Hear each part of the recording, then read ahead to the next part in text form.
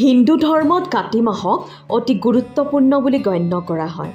কোৱা হয় যে এই কাতি মাহত ভগৱান বিষ্ণু আৰু মাতৃ তুলসী পূজাৰ এক বিশেষ ৰীতি আছে। নিয়ম অনুসৰি এই পূজা কৰিলে পৃথিৱীৰ সকলো আৰ্থিক সমস্যা দূৰ হ'ব বুলি বিশ্বাস কৰা হয়। জ্যোতিষ শাস্ত্ৰৰ মতে কাতি মাহত তুলসী পূজাৰ বিশেষ তাৎপৰ্য আছে। এই মাহটো ভগৱান বিষ্ণু আৰু মাতৃ তুলসীৰ নামত উৎসৰ্গা কৰা হয়। হিন্দু পঞ্জিকা অনুসৰি কাতি পূৰ্ণিমা ২৭ নৱেম্বৰত পৰে। এই দিনটোত ভগৱান বিষ্ণু আৰু মাতৃ তুলসীক পূজা কৰা হয়।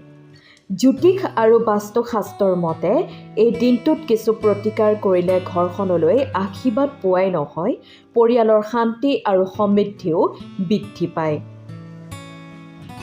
জ্যোতিষী পণ্ডিত কল্কীৰামৰ মতে তুলসী বিবাহৰ দিনা শালিগ্ৰাম আৰু তুলসী পূজা কৰা হয়।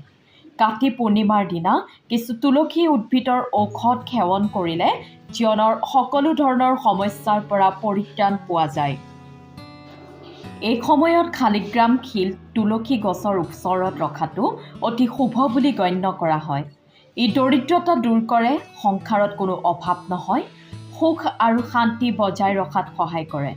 তদুপৰি জ্যোতিষীসকলে কয় যে তুলসী গছৰ ওচৰত ধানৰ গছ ৰাখিলে ধন সম্পত্তি বৃদ্ধি পায়।